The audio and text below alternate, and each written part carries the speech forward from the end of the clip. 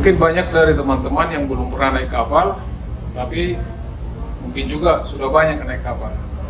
Bagi teman-teman yang sudah pernah naik kapal, pernahkah berpikir waktu di atas kapal, kalau terjadi sesuatu hal yang tidak kita inginkan, apa yang harus kalian lakukan? Alat-alat apa yang bisa kalian gunakan sebagai alat keselamatan? Untuk itu kalian harus tonton video ini sampai selesai, karena di sini saya menunjukkan alat-alat apa yang bisa kalian gunakan saat emergency di atas kapal. Oke, check it out. Jatuh.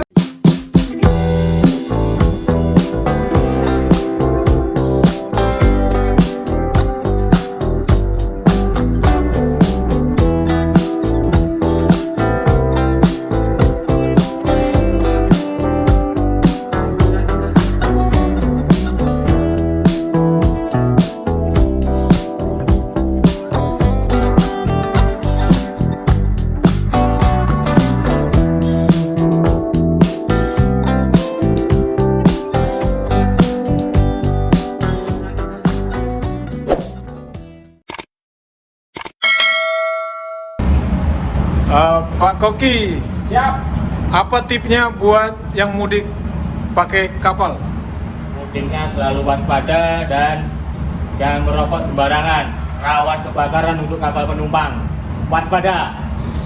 Mantap. Oke.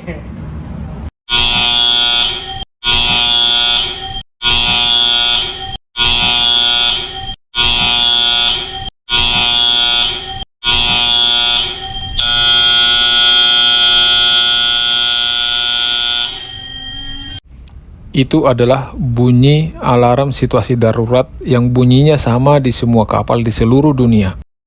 7 bel pendek dan 1 bel panjang. Ada banyak situasi darurat yang bisa terjadi di atas kapal.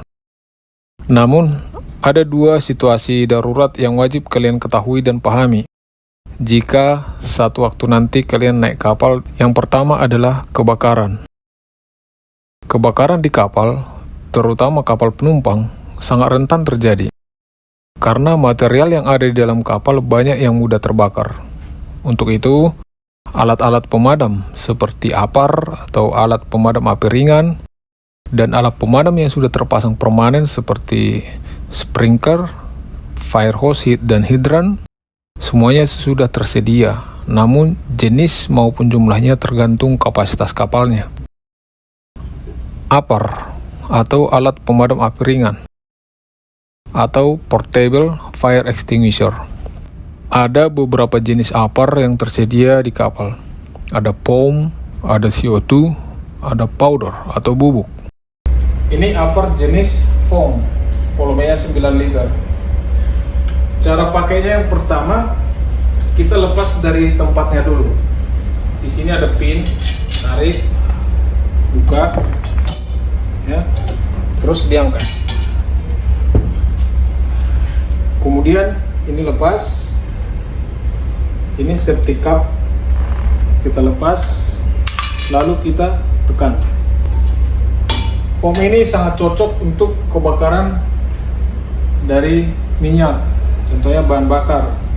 Cocok juga untuk kayu, kertas, tapi tidak cocok untuk kebakaran listrik. Yang ini APAR jenis powder atau bubuk. Cara pakainya, kita tarik safety-nya. Tarik, lalu arahkan ke arah api, lalu pencet. Untuk APAR jenis ini cocok untuk kebakaran dari oli atau minyak, dan juga cocok untuk elektrik yang listrik. Kemudian cocok juga untuk kebakaran jenis kayu atau kertas. Kekurangan dari APAR ini, karena volume dan jangkauannya yang kecil, jadi cocoknya untuk api yang kecil. Kemudian ada fire hose dan hidran. Ini digunakan untuk memadamkan api yang lebih besar, dan idealnya dioperasikan lebih dari 1 orang, karena tekanannya yang lumayan kencang. Yang keluar dari hidran ini adalah air laut yang disemprotkan menggunakan pompa pemadam. Jadi, alat ini hanya bisa digunakan kalau pompa pemadam dijalankan. Kemudian ada sprinkler, alat pemadam yang otomatis bekerja kalau terjadi kebakaran. Ketika api membesar dan suhu ruangan meningkat, maka kaca yang ada di ujung nozzle akan pecah, lalu air akan menyemprot. Teman-teman tahukah cairan yang ada di dalam kaca tersebut? Jika tahu, tuliskan di komentar ya. Ada juga kapak warna merah, walaupun mungkin ini jarang terlihat, tapi ini bagian dari alat-alat pemadam. Kapak ini bisa digunakan untuk membongkar atau memukul sesuatu jika diperlukan saat pemadaman api. Yang terpenting adalah jika kalian melihat api, berusahalah mematikan api itu sedini mungkin sebelum membesar, karena setelah membesar, api itu akan makin sulit dikendalikan. Situasi darurat yang kedua yang teman-teman harus tahu adalah abandon ship atau meninggalkan kapal. Yang intinya adalah kapal harus ditinggalkan karena keadaan sudah tidak aman. Untuk keadaan darurat seperti ini, ada beberapa alat-alat keselamatan yang harus kalian ketahui. Alat keselamatan yang pertama adalah life jacket. Life jacket ini ditempatkan di lokasi yang mudah dijangkau, misalnya di bawah tempat duduk, di bawah tempat tidur, atau di atas lemari. Pemakaiannya juga sangat mudah. Kita buka ketiga pengikat ini.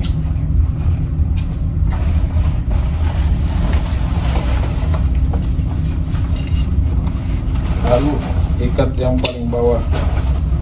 Kita tarik.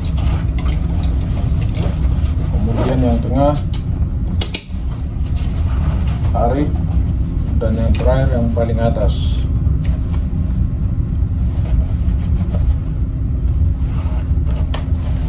Tarik. Life jacket ini dilengkapi dengan peluit yang kita pakai untuk memanggil seseorang. Kemudian ada lampu. Lampu ini akan menyala kalau terkena air.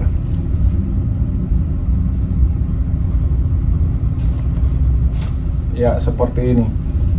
Ini sangat membantu kita dalam pencarian, terutama di malam hari. Sebuah kapal yang melintas atau pesawat akan menemukan lampu ini dan akan melaporkan ke stasiun terdekat. Untuk mematikan, kita tekan yang warna merah.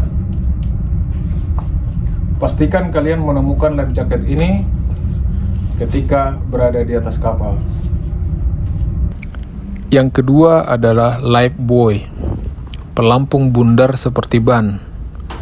Life buoy ini ada juga yang disertai dengan lampu, ada juga yang tanpa lampu. Di dalamnya ada besi pemberat, jadi kalau di air, ini akan terbalik seperti ini. Life buoy ini banyak ditempatkan di sisi luar kapal. Yang ketiga, kapsul ini disebut dengan life raft atau rakit. Saat mengembang, life raft ini bisa menampung 25 orang. Yang kuning ini adalah hydrostatic release, alat yang berfungsi sebagai pemotong tali pengikat saat kapal sudah tenggelam di kedalaman 1,5 sampai 4 meter. Tapi bisa juga kita kembangkan secara manual dengan menarik tali ini. Kemudian ada lifeboat atau skoci atau kapal kecil yang memiliki mesin yang sanggup untuk berlayar paling tidak 24 jam dengan kecepatan 6 knot atau jarak tempuhnya sekitar 144 mil, kalau dikilometerkan sekitar 267 km. Di dalam lifeboat ini sudah tersedia makanan, minuman, dan obat-obatan, dan juga peralatan-peralatan keselamatan yang lain. Kapasitas lifeboat ini tergantung ukurannya, dan jumlahnya juga tergantung kapasitas kapal. Jadi kalau kapal kelebihan kapasitas, teman-teman pasti sudah tahu resikonya seperti apa, karena alat-alat keselamatan yang dirancang dan disiapkan sesuai dengan kapasitas kapal. Yang terakhir yang harus kalian ketahui adalah simbol-simbol dan alarm. Kalau terjadi situasi darurat seperti kebakaran, maka tombol ini dapat kita tekan agar alarm berbunyi, karena posisi tombol yang ditekan dapat diketahui sama kru kapal.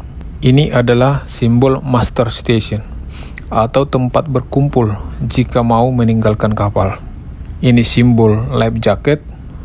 Itulah alat-alat keselamatan yang perlu kalian ketahui dan bisa gunakan di saat keadaan darurat di atas kapal.